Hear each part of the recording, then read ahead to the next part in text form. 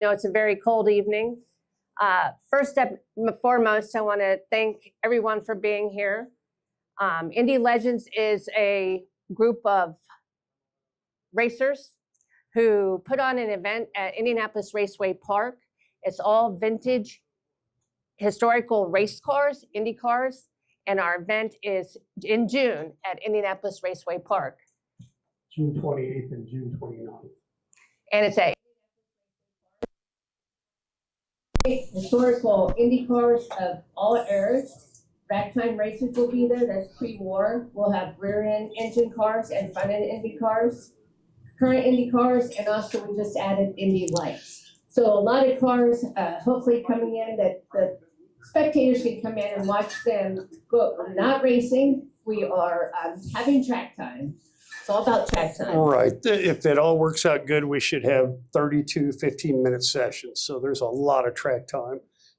We also just learned that there's going to be iconic Miller cars coming from the Dan Davis collection, which is unbelievable and really exciting to hear. We'll start announcing and showing some of those Millers. So it's going to be a great show. And some crew chiefs, IndyCar drivers. We just learned from Davey Hamilton that he will be out there in one of the Gerhardt cars. So a lot of people to see, but in addition to having a great time looking up close at these cars, we're also going to have a memorabilia tent. But I guess the big ticket that would make you want to come out to not only look at these cars and talk to the owners and get an up close talk is it's $20 for a 2-day ticket. So come in and enjoy, bring the family, walk around, and we also are inviting car clubs, specific car clubs that you can also check out their cars. Yes, I know the Shriners Corvette Club. I believe the Corvette Club from Lafayette. Could be a lot of different people, a lot of different things going on. Like you said, the memorabilia show, we'll have that inside the track, inside a tent that's partitioned and roomed off. It's going to be neat. We're learning each year. So this is a podcast. We're going to try to do that once a month, preferably around the second Tuesday of every month. So our next one is tentatively scheduled for March 11th. So if you want to put that on the calendar, and our guest is yet to be determined. Well, one of them's going to be Danny Dreyer. That's right. We just locked that down tonight. He got caught off guard, didn't he, Danny? That's awesome. So we have Danny Dreyer next month. But tonight our special guest is Mike Dreyer. And we had scheduled Rick Risingmore, owner of Union Jacks, plus a long history of involvement in racing. Unfortunately, and we're recording this, so Rick will watch this later. But Rick had a little bit of blood pressure problem today. Yeah, medical emergency, and they're keeping him in the hospital overnight. So probably next month or March 11th, we'll have Danny Dryden and Rick Risingstein. Yeah, that will probably be who we'll have next month. But tonight, I'm excited to have Mike Dreyer. I grew up around his father, seen Mike forever. A lot of people we know, a lot of us coexist, and there's a great history there with the Dreyer family from Pop to Junior, and Mike's carrying on. And he actually wrote a great book just telling everything about the Dreyer history. So, and I think Mike brought some of those books tonight if anybody's interested. They're hard to come by, but it's a great read. So if we can, I'd like to get Mike up here in the middle of us and we'll get this started. And this is for our fans out here at McGilvery's. Thank McGilvery's and Angela for letting us have our podcast here. Please tip your waiters and waitresses and enjoy the food. Eat lots of food. Eat lots of food. Right. And tip well. And DB, yeah. DB, we got the best bartender in town back there. Absolutely. Okay. Steph, you get to start throwing the questions at Mike right off the bat. Well, I mean, I hope he didn't bring a whole a boatload of these, but he's got enough that if you're really interested, it's a great read. And Mike, I spent the last week after talking to you and some of the stories, but the wherewithal to, which is, I wish we all could write down our history, but have the history as your family. But this book is unbelievably in like you said, if the stories were true, they are true, and you heard them all your life, and you just. But the best part was that you actually sat down with your grandfather. Yes, I did. Obviously, wasn't around with during that time, and I'd heard all these stories, and you think, okay, did he embellish them just a little bit, or was this a little BS involved? Racers never do that, right? But anyway, I wanted to research it and find out. So everything I did in here, I tried to write, or find magazine articles or whatever I could find to supplement and everything that Pop told me was true. Get a little closer. Okay, sorry. I've got 3 mics here. This mic and there's 2 mics here. So we got 3 mics. So he says, hold the mic closer. I don't know. Which one? I'll do better. Sorry. It was a lot of fun. I've heard the stories and think, okay. But it was true. Most of the time he understated the things he did. Obviously I have a vested interest since he's my grandfather. So,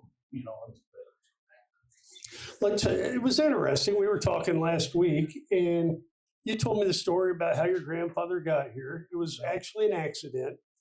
But I think the city of Indianapolis is very lucky that happened, because there's a ton of racing history that, you can go from the Indy 500 to building engines, some phenomenal sprint cars, midgets, your dad doing a lot. Yeah. But I mean, just kind of give us the backdrop there. Oh. Not the complete backdrop, but how he actually landed here and how everything started with the Dreyer shop. Well, he grew up on a farm in Ohio, started riding motorcycles. His brother had a motorcycle, and he kind of took it from his brother and started riding it, the 1913 Pope, I think it was. They started riding it, and then the next thing you know, wants to go a little faster, and they have races, and he started working for a dealership, the Indian motorcycle dealership there. He started racing motorcycles. He was a Grand National champion on sidecars, which they ended up banning sidecar racing. So his records actually still hold today because they banned the sidecars. There were too many people that got hurt in it. But anyway, he had some family situations happen. This was in Youngstown, Ohio. He had an Indian motorcycle shop and raced up there. Let's see, I give a little bit of history, and I'm sorry to take No, a you're bunch good. of time. No, I love it. Let's hear it. He went to Milwaukee to run where the mile is. There was dirt then. They had a bad start, and they went all through the fence. There was like 5 or 6 of them went through the fence. And he told me they all got hauled off to the hospital. He thought he could walk it off, and but he couldn't. It fractured his back. It injured the vertebrae in his back. So he let Ralph Hepburn actually ride the sidecar outfit that he had. But they put him in a body cast, got sent home in the baggage car of the train because he couldn't sit in the regular part of the train, so he had to be in the baggage part. And had a full body cast, and he heard somebody tell him that he may never walk again. I'm going to walk. I'm going to do whatever. So he was in the body cast for a while. They called guys over from the dealership they worked at. They brought their hacksaws and chisels and stuff, and they got this body cast off of him. He said he was very weak, but he worked for a year. He went back a year to the day back to Milwaukee and won the sidecar race. And he said, "I quit. That's it. I'm done." Right. But he said he actually run 3 or 4 more times. I'm sorry. No, I'll you're keep good. going. But anyway, he had some family situations come up. And it's one of those things we've probably all been there. So, okay, I'm done with this. I'm out of here. I'm moving out. He knew he was a pretty good welder. He knew there was an opportunity in Oklahoma to be a welder in the gas fields. So he loaded up all his family in his Dodge touring car that he had. No piece of junk probably. But anyway, he started cross country to go to Oklahoma, and he got to Indianapolis and ran out of money. So And luckily, that's where he landed and started a great history. went to work for Duesenberg, worked at the Duesenberg plant and the racing part for a year, worked with Myron Stevens on the Stutz Blackhawk, which is a story into itself. Myron Stevens actually taught him how to do body work. Myron Stevens built a body on the Stutz Blackhawk. But it was just, I don't know, for lack of better things, a divine intervention for his part that he landed in Indianapolis, because if he would have went to Oklahoma, Right. there wouldn't be any race cars. Wouldn't be any Dreyer. No, Yeah, one of the and things, there wouldn't be the oldest Honda dealership go. in the Yeah. United States Yeah, either. that's a story unto itself too. We're gonna get there. Okay. Sorry. well, one of the things that him working at Duesenberg, and it was kind of interesting because, of course, obviously, we forget about technology in the day. They still did blueprints, which is something that your father was never taught, because you are self-taught. You're a skilled tradesman by not from blueprints. So Duesenberg had, the actual engineers that drew out, handwritten out on computers like we do these days. It's just they're self-taught, and that's one of the things that you brought out in there, that he learned by watching the skilled. Yes. And some of the stories in there that I interesting in how he, out bending tubing and heating it the right way so that you didn't wrinkle it or it got So it's a very interesting part where he got into the racing part. Yes. Very much so. He came here. He always told me it was the year after the Apollo won the Speedway, and I think the Apollo won in 25, so it would have been 26. He landed in Indianapolis, and right, pretty, and the house is right next to the shop we have now, so we really haven't moved for almost 100 years next year. Wow, that's hard to believe. That's neat. But he actually ended up at the Speedway in 27, correct? Yes, George Souter, he's on With Duesenberg. Duesenberg. Yes, he was on the pit crew. And I've got a picture in the books with him at the Speedway. I asked him about the story of that. I don't know if everybody's heard the story about the Duesenbergs, that they was on the second floor of the Thompson Brothers pattern shop, and the story was they had a freight elevator, but they had to take the car apart to get it downstairs, and then they put it back together and they drive it out to the racetrack. Well, they were behind one year, and this is a story. He wasn't there then, but this is a good story. I hope you don't mind me telling it. No, tell him. That's why you're here. But they got late, and you can't imagine racers being late, right? Getting the race Right. car ready. That never happened, right? But they were running so late they had to break a hole in the wall, and they put a crane in and pulled the car out and dropped it on the ground. That Oh, way. wow. They didn't have time to take it apart, put it in the freight elevator, and take it downstairs. The story was they broke a hole in the wall. And all this was downtown Indianapolis for people Yes. that don't realize Yes. that. I mean, they had Yes. Stutz, Duesenberg. Yeah. You had a lot of car manufacturers right downtown. But when Pop went to work for Duesenberg, the first place he hung out was the Indian motorcycle shop. And one of the Duesenbergs had an Indian motorcycle. He came in and Pop went up to ask him, say, "Hey, I need a job." And Pop always told me he spoke German, or it was German. He says, "Well, I need a welder, but if you're no good, I have to let you go." So he worked there until they went bankrupt in the Depression. They worked there until they couldn't afford to pay him anymore. And he stayed on when several notable people didn't. Yes, yeah. So then he gets to his own shop, and obviously you have to keep your family going, and it's a lean part of our history where you had to continue to work however you could to feed your family. So he started working, and he was can't remember. I'm having a brain bubble in my old age here, but he's making parts and then selling them. Yes.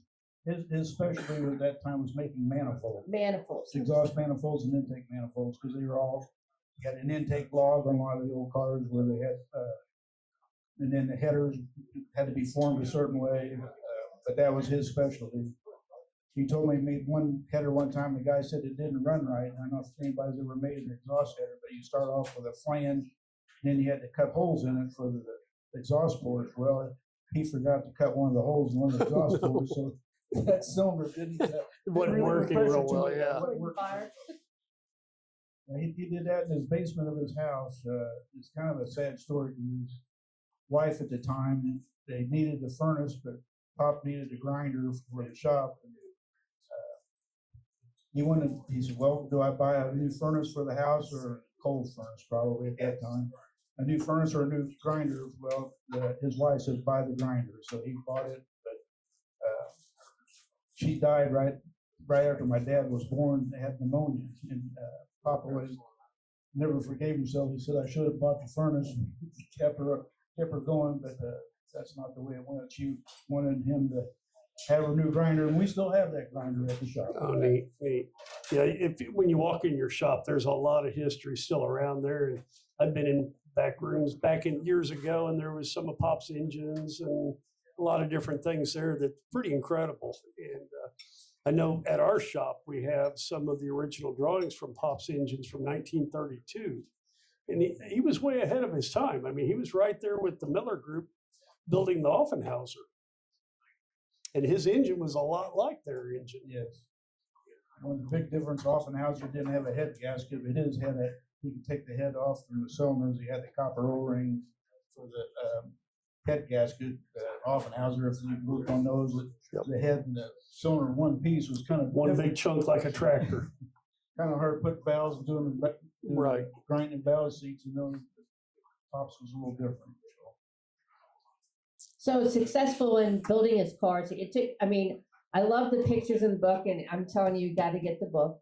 Hopefully, you might have to reorder them after tonight. Well, if somebody wants to look at it while we're sitting there, I've got a couple extra years. But it's a very well written book. But it's also your family history. You should be very proud of where you come from, and I know you are. But you have very well documented, Pop Dreyer, Thank and you. your father, Junior. And but interesting and then in the back he's got all the famous drivers that drove for Pop. Yeah, there's quite a few. list there. It's quite a list. Can you name some of them off? Well, I start with Duke Nalen, Everett Saylor, Andy Linden, Eddie Sachs, Sam Hanks. I could go on. Spiderweb. You put me on the spot now. that's quite a list there. Jim Packard, everybody knows Jim Packard, remember that name? He drove. Well, in Pop's cars, I mean, his midget sprint cars, they ran a lot of races here local. I mean, he spent a lot of time, actually, there's pictures all over the place at, by Terre Haute. I'm having a brain fade myself. Action track. The old track by Turkey. Jungle Park. Yes, Oh, yeah, thank you, Jungle Park. Yes, yeah. I know A lot that of stories about Jungle Park. Yeah, and people don't realize how dangerous and racy that place was. I mean, that was a tough place, but a lot of your named drivers were there running. A good story about Jungle Park. My grandfather had a car there, and Spiderweb was supposed to drive the car, but he ran an outlaw race in Michigan, and 3A wouldn't let him run at Jungle Park, so Pop had to get another driver. So he got a guy named Hank Schlosser to drive his car for him. Well, Hank was making pretty good laps around there, and Pop's had his stopwatch out like good car owners do, right? And he's watching him, and he's doing pretty good. So he motions him like this, And the driver thought that he wasn't going fast enough to go faster.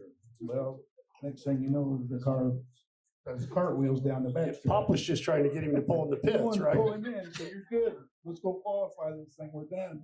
We're there. But he crashed the car, and then in the book, and I think I showed this picture. Yeah, there is a good picture of that. He was more concerned about the car than he was the driver. The driver's laying on the track, and to get thrown out of those old cars was not a pleasant thing. Well, they kill the guy about every week. Yes, he did. They were. So now we go to your dad, Junior, and your dad had a long history, and he's one of the best fabricators around. He could fab anything, he could form anything. He did a lot of work for the museum. And I mean, did your dad pick up just from hanging out with Pop, or how did that all come about? He always said that Pop never showed how to do anything. He just said, pick up a hammer and start to work, do this. Teach yourself. A good story I've got about Bill Vukovich. He was driving midgets at the time. He hadn't won Indianapolis yet, but Dad was really wanting to impress him. And Bill brought in I think a shell for a midget, the front shell. And Dad took it, and he said he was a young man a boy really at the time, and he straightened it all out and did it. And And Vukovic come in to pick up the part, and he looked at it, and he goes, "Who did this?" And my dad said, "Well, I did." And he looks at it and says, "Not bad for a kid." But he just learned that he picked up a hammer and started in with it, and the rest is history. It's a skill, and it's kind of neat because all the guys like your dad and Pop, and they all hung around together, and they all kind of worked together, and everybody knew their trade. It was really a neat deal.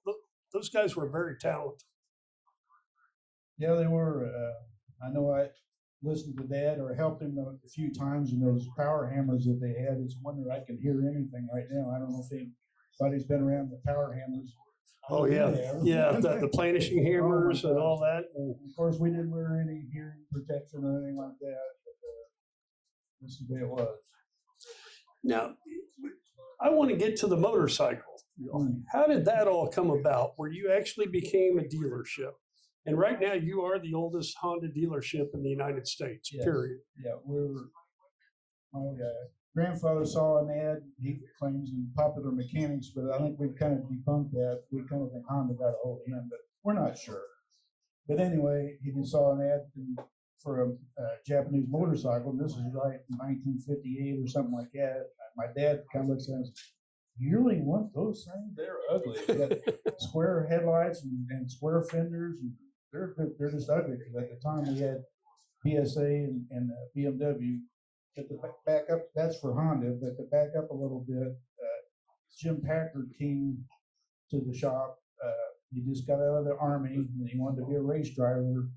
He figured if he wanted to be a race driver, you need to go to Indianapolis. So he got to Indianapolis. He just got out of the Army, took a bus downtown. He had some money, but he didn't trust anybody to drive him out to the shop. He knew that the Dreyer Racing was going to race a magazine, Speed Sport News, probably. Right.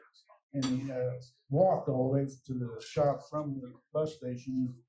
But anyway, make a long story short, he was in Germany, and he, at this time, Pop's racing career, car racing, was kind of on the downslide, and he always loved motorcycles, so he thought, well, I'll return to what I did. I had a motorcycle shop in Youngstown, Ohio, so they fixed up old bikes and did this while they're working on the race cars too. But Jim Packard told him about a bike that he had in Germany, the BMW. And at that time, Pop didn't know what a BMW was. So, he wrote to the manufacturer and distributor, and they were a BMW dealer. That started that. And that was like 1953 or somewhere around there. And now also, you guys kind of took care of, eventually, if you go down the road a little bit farther, and we bring up Sam Ingram. And Sam was a really, really good motorcycle racer himself, rider. And you guys kind of took care of the Honda factory bikes, didn't you? Or actually for the Honda team, I would say? Well, we housed it when they had the Indy Mile was here, and then they ran the Raceway Park. So, they needed a garage, obviously, so they used us as a there you go. Yes. Yep. And now a lot of people, Dennis Reinbold. Mm-hmm. Dennis was telling me, and you'll have to tell me if this is debunked, true, life, or a big story, but he said he got his start right there by your motorcycle shop by selling BMWs out back. Yeah, well, they lived in between. They lived next door to Pop and Cora, my grandmother, so they were right there. And a story I can tell of Dennis, he didn't like this story too much, but he was a little boy at the time, and he'd hang around the shop there, and Dad come up to him, "Dennis." So, yeah, just go down to the gas station. I need a pound of compression to help start this motorcycle. He said, "Yeah, I really need this, Dennis." So Dennis would ride his bicycle down to the gas station, and then he'd come back and he said, "Uncle Junior, they don't have anything like that." "Dennis, I really got to have this. I need this." So he'd ride his bicycle back down there again, and finally come back and said, the guy said, "Don't go blow your nose." Yeah, but that was a story on Dennis. Dennis didn't like me to tell that. Yeah, that actually happened. But he's come a long way from those days. Yeah. Sure, excellent job. But I know he really respects and thinks the world of your family on that, because that's basically how he got his start. Well, there was the BMW car, and that came from the BMW motorcycles. Yep. The same company. Now, how far back, Mike, did you Billy grew up at Grant's and he was in the shop every day. I mean, as a young kid. Now, what is your memory as far as this? Because you obviously own the dealership and you run it today, but when did it start that you were into the dealership? At what age do you remember just being completely involved? Well, every summer, the summers used to be like they used to be, when they were 2 or 3 months long instead of 6 6 weeks or weeks, whatever right, we have correct. now. Yeah. But when I worked at the shop during that time. In the parts department, or worked in the service department, did a little everything. It was fun. Yeah, and also you guys have had a lot of guys working for you that were pretty good racers themselves, you know. I mean, you still got Dink in there, and Dink's a really smart guy. And he was awful good in a sprint car also, there for a while. And then Sam England, like you're talking about, we called him Slippery Sam, the BSA man. He had BSA motorcycles. Right, yeah, and Sam actually had his own little dealership there in Claremont. Yes, he did. Which is where the Miller Pipeline's at now. So His son raced motorcycles too. So. Danny. yeah, Danny ran some Hondas on the miles. Yes. Yep, a lot of racing stuff there for sure. Now we were talking. You said that when you went to do this book, you said that you sat Pop down, Junior. And you kind of got in the middle and you filmed it. And that's how you got all your information to make sure that you could remember it and write it down, which is a great idea. And I'm still going to make sure you get that off VHS. I did that on tape. I had all these pictures. I can remember going in Pop's house, and underneath one of the beds was a big box that was just full of pictures. And, every once in a while you get the pictures out. And Pop was never one to ever brag about what he did. He did like I guess I did for him here, but he'd ask him about that, and that's what I did. I sat down and had a video camera on me and one on the pictures, and I would just have him explain what the pictures and the people in the picture, or what was going on, or what was special about this.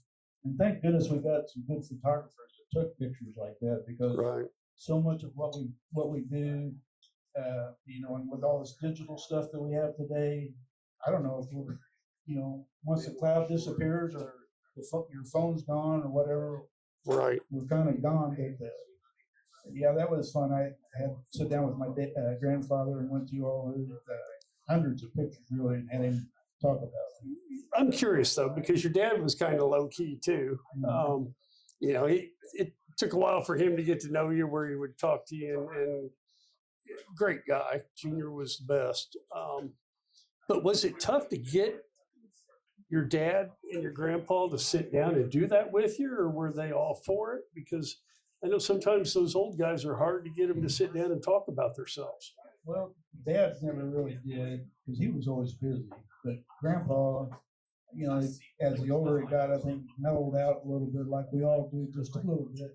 And he liked to talk about it, and when you'd ask him certain questions, then he would start talking more. And if you could relate to him and knew you were interested in it, he'd go on for a long time. Just getting him started,